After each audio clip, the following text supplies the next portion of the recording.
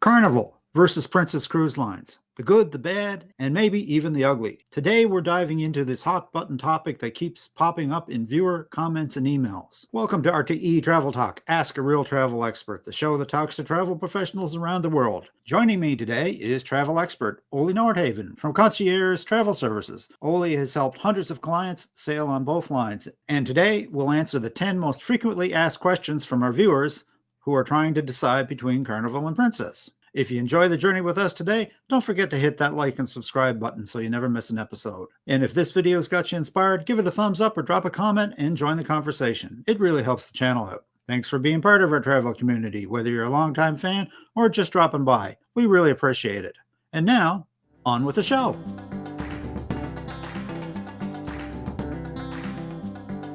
Hi, Ole. Welcome back to RTE Travel Talk. Morning, Ken. It's great to have you back with us, Ole. So, Ole, this is something that we've rarely ever done on this channel, and that's actually talk about the two really big names that kind of started it all in cruising, and that is obviously Carnival and Princess. Carnival is known as the Fun Ships, and Princess, we all remember, is known as the Love Boat. I know you've been on both, so I was hoping today that you and I could sit down today and discuss these two lines and talk over the good, the bad, and maybe even the ugly. How does that sound?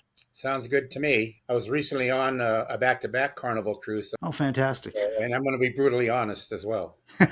Well, that's what we're looking for. So, Ole, when it gets right down to it, who are these two cruise lines really for? As you mentioned, Carnival is a big name, and it was a separate cruise line at one time. Mm-hmm.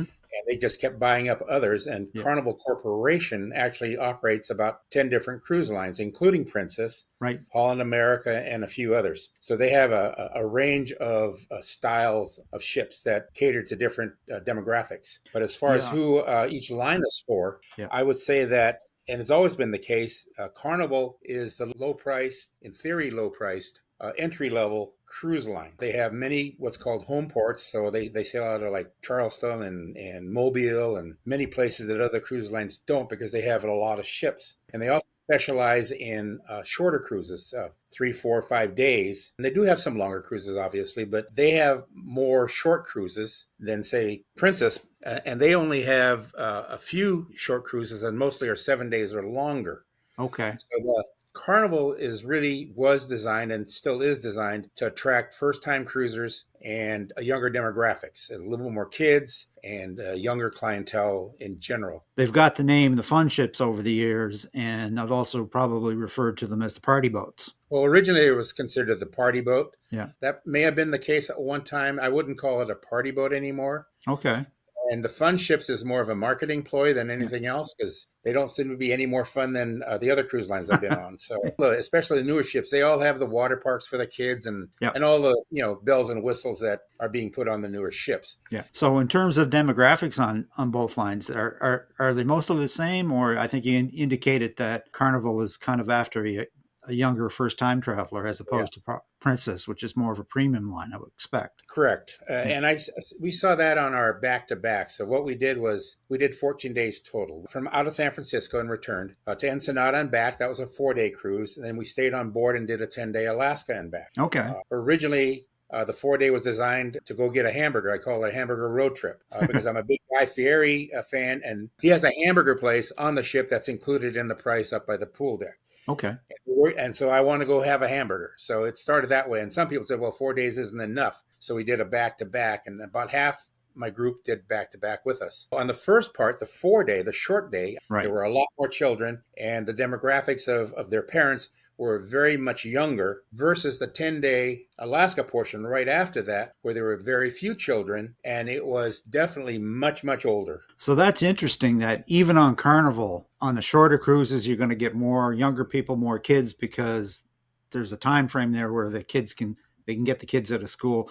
But once you get into the more outside of the 7-day range, you find a much older crowd, and that goes across all the lines, doesn't it? It does. All the cruise lines have started doing shorter cruises as they get more and more ships.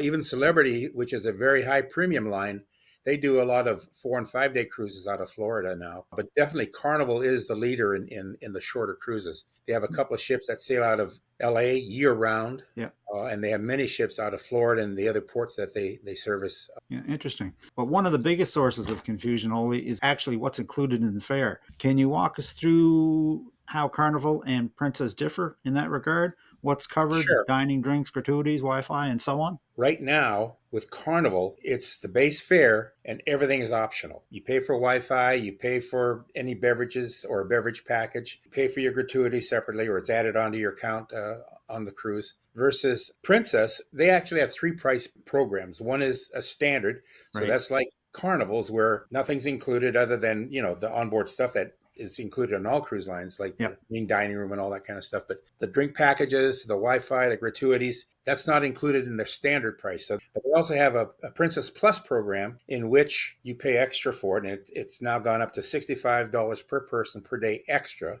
Right. Over the standard fare, but it includes, amongst other things, unlimited Wi-Fi, a beverage package that includes up to 15 alcoholic drinks per day, unlimited specialty coffees, water, soda, that kind of stuff. Those are not included in the Carnival drink package. It's just straight alcohol, and the gratuities are included. So when you back out the price of what Wi-Fi and gratuities are, you're only paying about $30 to $35 for the drink portion of that package, which is really inexpensive based on the cost of the alcoholic drinks or even the sodas and water.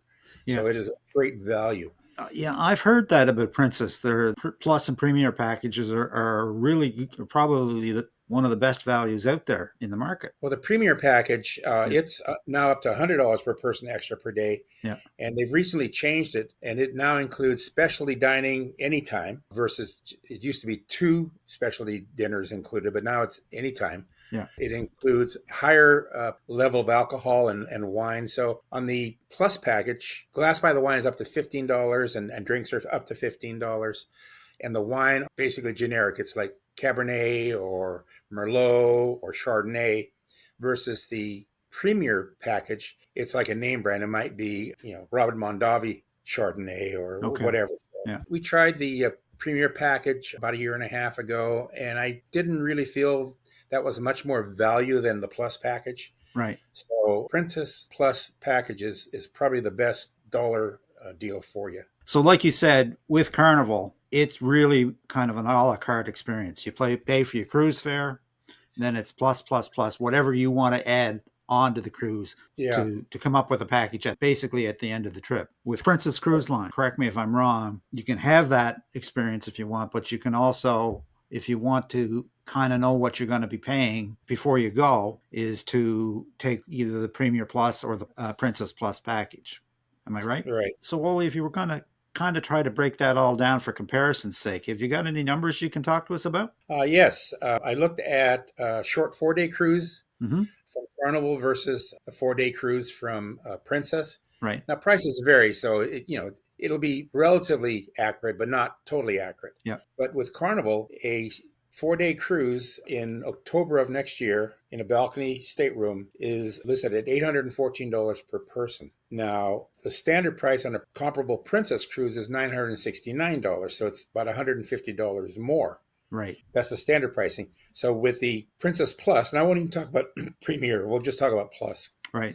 Well, the Plus on Princess would be $1,249. On Carnival, if you add in $280 for the beverage package, $64 for gratuities, and $92 for Wi-Fi, that comes to $1,250. So it's about the same price in that case. Okay. And I think it's probably very accurate for all short cruises. Carnival's able to capture more money on a shorter cruise. Now, later on, we'll talk about drinks, whether you have a drink package or not. So I can talk a little bit about pricing in comparison to the 2 cruise lines in that respect. But also, I checked the 10-day Alaska for next year in July. Yeah. Princess Standard is $3,115, and Carnival is $2,084. That's a big jump. I mean, that is a significant jump on just standard pricing. With the Plus, it becomes $3,765 for Princess. Yeah. And then you add in the beverage package, the gratuities, and the Wi-Fi, and Carnival comes up to $3,174. So Carnival is about $600 less for this comparable sailing in July. Yeah. But then it comes down to the value for those dollars, which we'll discuss later, I'm sure. Quick pause, folks. Don't worry. I'm not long-winded. I just want to share our brand new channel memberships. For just $1.99 and up a month, you'll get fun perks like badges, early video access, travel webinars, and even travel opportunities with some of our experts. It's a great way to be part of our travel community while getting a little extra along the way. Just hit the join button below for more details. And now, back to our show.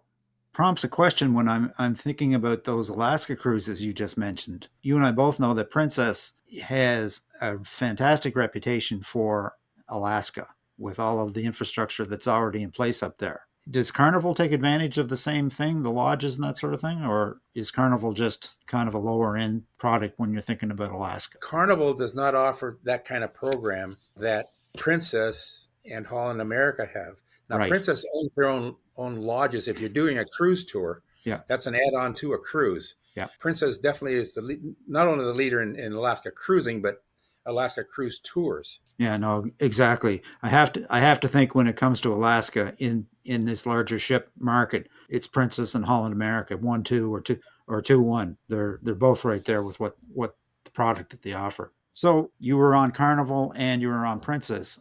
What was the onboard vibe like with each one, Ollie? Well, they're definitely different experiences. Mm-hmm. I think that I personally felt that Princess was a little more relaxed. I think there was more public areas that you could go relax in versus Carnival. And when I'm talking to people about either line, I like to say that Carnival's decor is kind of like Las Vegas plastic glitz versus okay.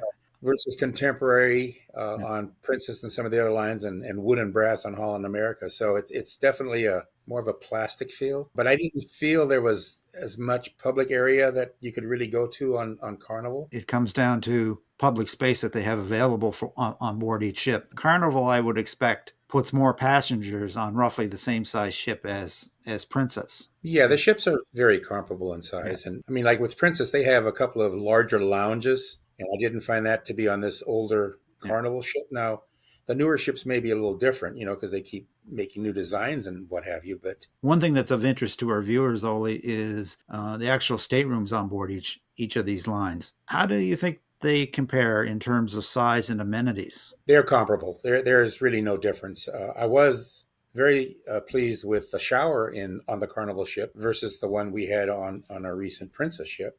Really? And again, they vary from ship to ship, but the room size and layout, everything is comparable. Plenty of storage space on both lines. The only way you get a little bit more room is if you go on Princess to a mini suite, but Princess balcony room and Carnival, very comparable. Okay. In fact, the Carnival actually had a small couch area, whereas some of the Princess ships do not. All you have is the chair at the mirror / desk to sit at, not a comfortable couch. And again, that probably varies by the ship that it does. You're on. Yeah. So the one question that everybody wants to know, who wins, and it's near and dear to my heart, is food and dining. How do these two lines measure up when it comes to looking after their guests for culinary? Well, this is where in the past Carnival has not had the best reputation, and I thought it had improved, and I went with low expectations. Right. For the most part, my expectations were not met. Oh dear. I was very disappointed in the buffet area specifically. Right. I mean, I can address food. It was a rather small area, and every day everything was the same. There was no theme days. There was nothing that changed there. In the buffet area, the only thing that I felt was decent was the salad bar, pizza place, and they have a place called the Deli where they had like 10 cold and 10 hot sandwiches. And those are relatively good. They also had an area where you could get seafood, but they charge like $15 for fish and chips, and they charge $18 for a lobster roll. And they charge for mussels and clams. So there was extra charge for the seafood at the buffet, whereas on Princess, that's all included. Yeah. And Princess has a bigger buffet with bigger variety and theme days.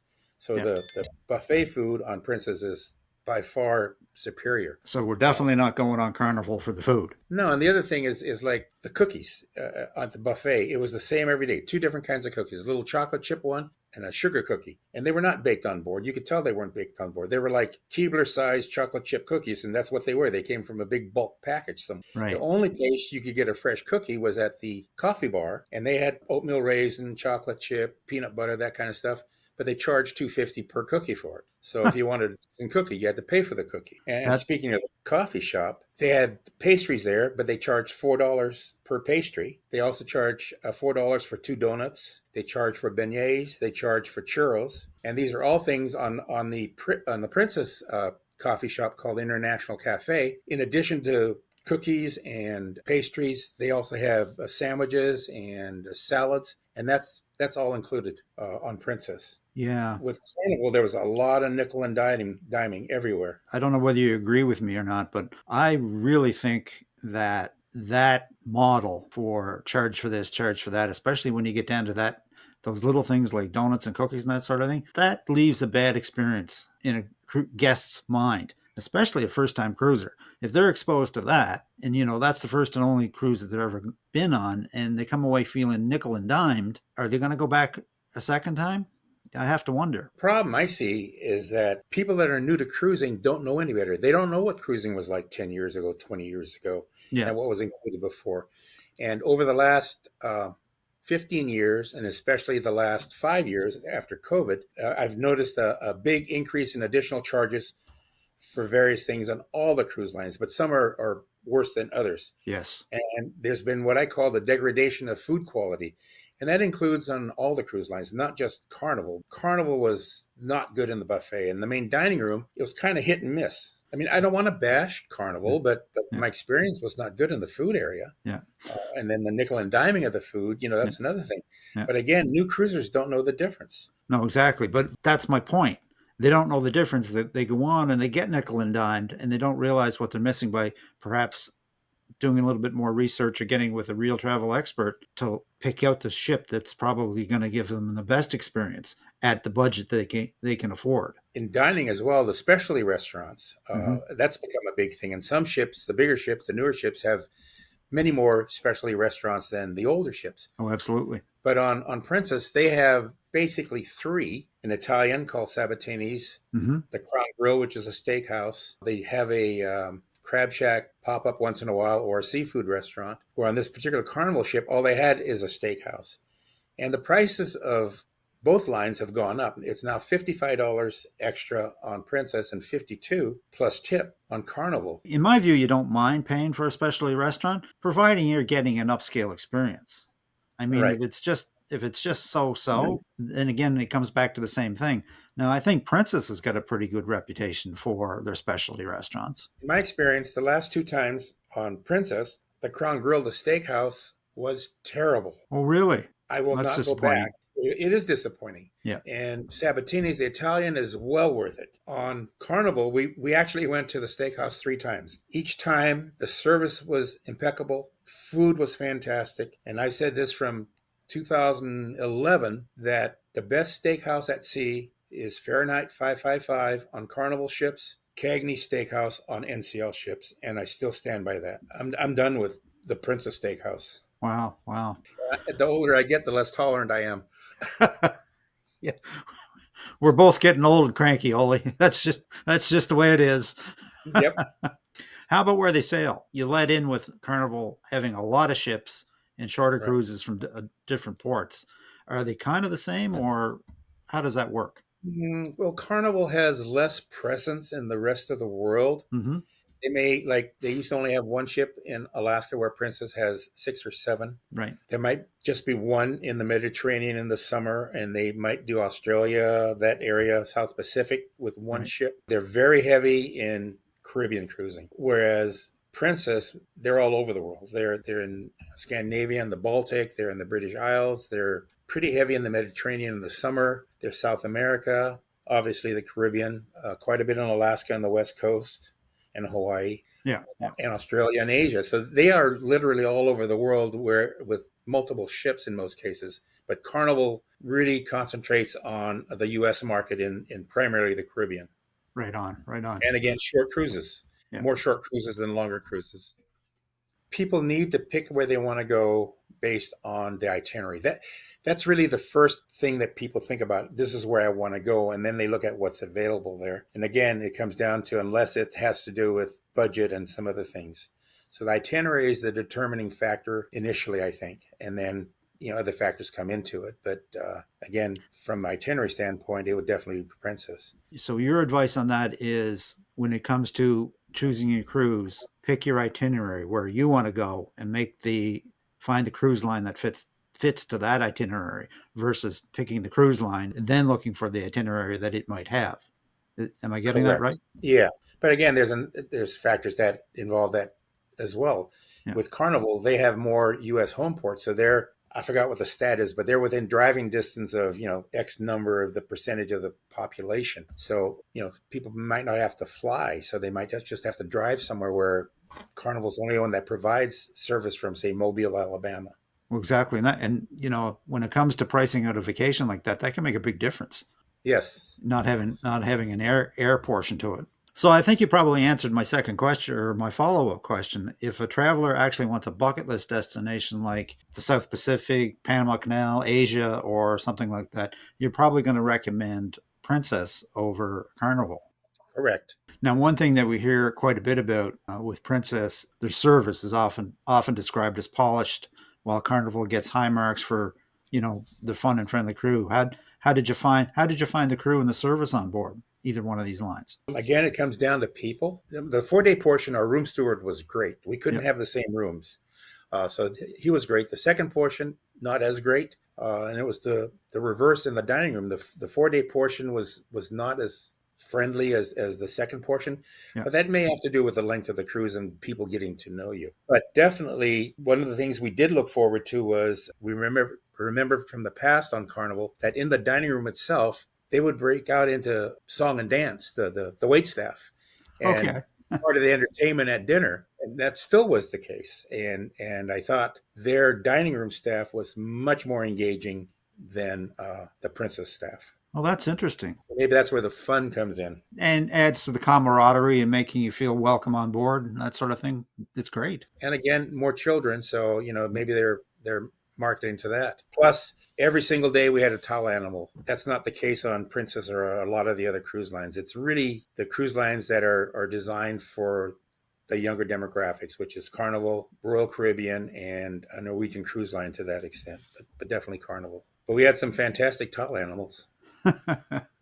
It's a dying art, I'm afraid. It is, but Yep. Boy, they were creative. So, in your opinion, when it comes down to which cruise line is a better fit for families with kids, is it Carnival or is it Princess? Well, there's no question that there's a lot of things for kids of all ages to do on Carnival. Right. But most of the cruise lines, until you get to the luxury level, have pretty good kids programs. Again, the bigger ships, they have more stuff, bigger water parks and Pee-wee golf and go-karts and God knows what. But just from the normal cruise ship, Princess has programs for every age group. They might not have, as big a water park area as say, Carnival. Right. Younger families with children tend to get drawn to Carnival. And with a young family, that probably makes a little more sense than Princess. What you're doing is you're creating the cruise for the children more than what you really want. No, exactly. But their happiness on this trip also makes a big difference to you. Oh yes, absolutely. Because if your kids aren't happy, you're not going to have a very good time either. No. But when we think about that, what about multi-generational groups? Is there one that might be better than the other when it comes like if you have grandma and grandpa wanting to go take their kids? So as far as multi-generational, I would say Princess by far. A lot of times in these multi-generational cruises, the older generation is paying for the trip or a great portion of the trip. Yep. And I think you need a lot of things for them to enjoy and do as well. And I don't think that Carnival fits the older generation as much as Princess does, but there's still so many things that as a multi-generational family you can do on Princess. Right. So the other thing that's pretty important to our viewers and listeners, Ole, is entertainment on board. How does Carnival and Princess stack up in that regard? Well, both cruise lines have multiple, what I would call in-house entertainers that sail from sailing to sailing. So anywhere from a solo guitarist to a duo or a string quartet or something. And they would play at various times in the different lounges on a regular basis. But the main showroom, there's normally what's called production shows. And on Carnival, they have 8 individuals in the production company, 4 male and 4 female, and they all sang and danced. Whereas on Princess and that kind of ship, there's usually 12 to 14, with only 4 of them singing and the rest are just dancers. Right. And on Princess, there's a house band. So they have like a 6 or 7 piece house band with a piano player and drummer, guitars, that kind of stuff. And they play music live for these performances. And it could be anywhere from a country and western show to a Broadway style show. But on Carnival, these 8 people, there was no live house band, so it was canned music. But I thought the production value was absolutely fabulous. And I thought the canned music added more to the production than the live band on Princess. And I was surprised that on the 10-day portion, there was actually 4 production shows. And that length of cruise, you might have 3. Oh, fantastic. Yeah. On Princess, so their production show, the nights they don't have a production show, they normally have a comedian that's a headliner, or a magician, or some sort of guitar player, or former Broadway singer, somebody of a little higher caliber than the daily entertainers on there. They had none of that on Carnival. So it was either those production shows, or they would run game shows at nighttime, like Deal or No Deal, and I don't know, something else, or bingo even at night. But throughout the ship, the various single person duo or quartet. The problem there was that there was not much seating area in these lounge areas versus Princess. Yeah. So it wasn't comfortable to go see some of these people occasionally. Interesting. And that's why it comes down to having a real travel expert in your corner, somebody that's been on these ships and knows what's going on, that you can match your guest or your client to the ship and the itinerary that's going to give them the best experience.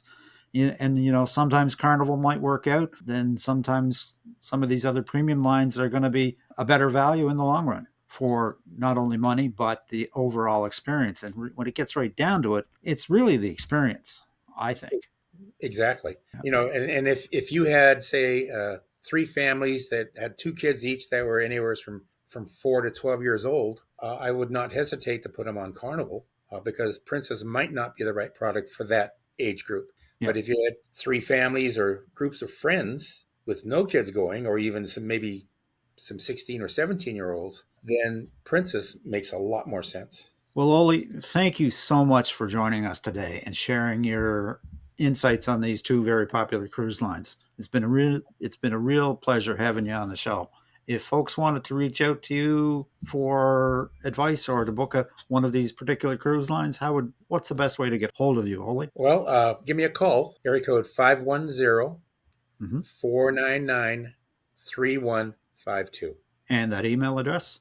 Oli, O-L-E, at cruiseandtravelexperts.com. Perfect. I'll leave that contact information in the description for those folks that might like to reach out, Oli. But as always, since I like to live vicariously through the travels of all the wonderful people I get to meet on this channel, I have to know where you're off to next. What's next on your travel to-do list? Well, in the meantime, I want to cruise to Hawaii out of the West Coast for a 3rd time, just so I can get to Hawaii again. How's the painting going? Painting, I've been very busy this year. I've done a couple of shows. I've had very good results with sales of originals this year. I also have prints, and I sell note cards, and sales are going fairly well. I'm doing 2 fall shows, arts and crafts fairs. So I'm not only in the painting business, but I'm in the art sales business.